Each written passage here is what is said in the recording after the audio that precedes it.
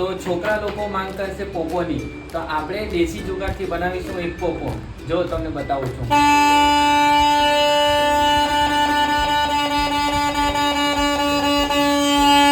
આપણે 1 વેટ જેટલો પાઇપ લેવાનો છે.